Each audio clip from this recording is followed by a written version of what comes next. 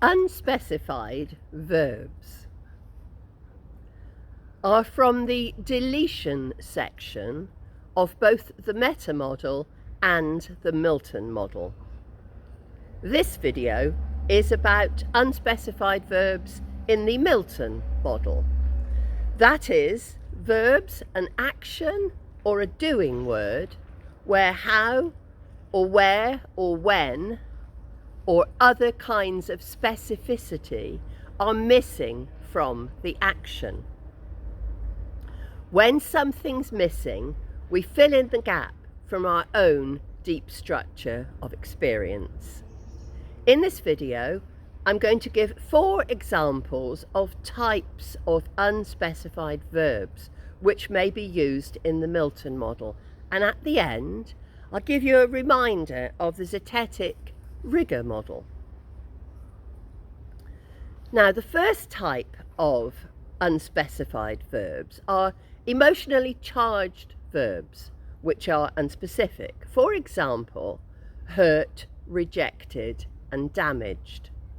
So when we looked at these verbs in the Meta model, we learnt to question what kind of hurt, what kind of rejection. Could you be more specific about the damage?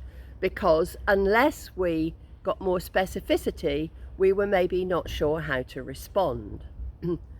But by using emotionally charged verbs in the MILTON model, we can refer to, for example, bullying is a useful example of where using the MILTON model might be useful. There are many specific ways of bullying. People might also disagree about whether something was or wasn't bullying behaviour. But if we want to rally people behind an anti-bullying campaign, for example, in a business, then we want a nice broad word like bullying that we can all emotionally respond to and say, we don't like that. Another verb used in that way might be unfairly discriminating. Now that's awful, isn't it, to be unfairly discriminated against? Yet it's also deliberately vague, because there are lots of different kinds of discrimination, and like bullying, people would disagree about what was discrimination and what was not. But if we want to include them in something, that is, we don't want people to be discriminating, then we need a broad verb. Or another possible verb that I quite like is disrupting, which is of course quite a fashionable word in business at the moment. I mean, what on earth does that mean? We don't know, but we have an emotional sense of what disrupting might be.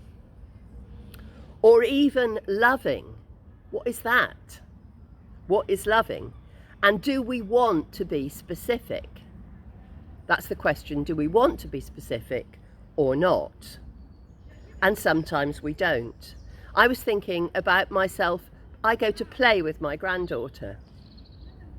That's very unspecific, isn't it? Now, do I care about whether we do craft work, watch television, run around the park?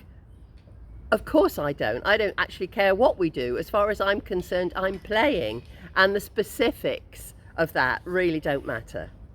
If she said to me, would you like to, make a dinosaur out of toilet roll tubes?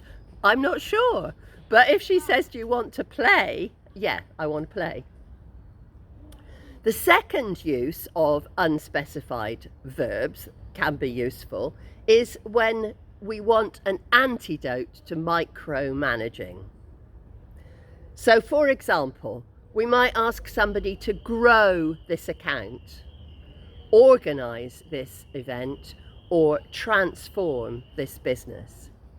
So the words I'm using there, the verbs, the unspecified verbs I'm using are grow, organise or transform. That would we, because maybe we don't mind exactly how this person grows the account, organise the event or transform the business, but we want that larger outcome. Another use of unspecified verbs, this is number 3 out of 4, is encouraging people to find their own resources.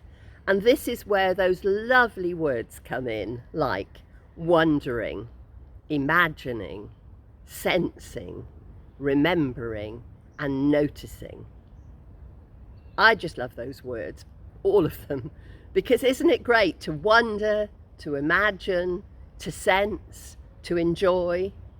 Everybody does that differently, and that's really okay. Just we may want to use those words to encourage people to do that in their own way. And the fourth use of unspecified verbs is really for you to really consider, do you want to be specific or not? If you think about contacting somebody, making contact with somebody perhaps that you haven't been in touch with for quite a long time. It's happened to me a couple of days ago that somebody who I love very much got in touch with me again for the first time in ages, and she emailed me. Now, in a way, that's a bit formal, given our relationship was not that formal. However, did I care? Not at all. As far as I was concerned, she could have emailed me or texted me or sent a message through a friend or sent a carrier pigeon, really. I actually didn't care. What I was delighted about was that she wanted to contact me, and the method didn't matter. So again, this is the difference between the MILTON model and the meta model, because sometimes the method of contact really does matter. And you or somebody else is really concerned about the method of contact, and you know which one you want. Those are my 4 points.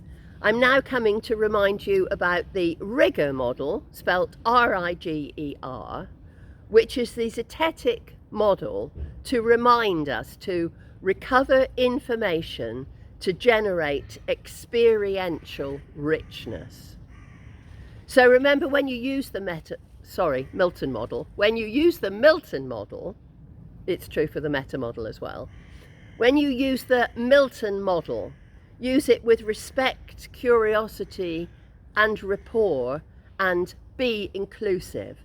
And if you like this video, please like it below.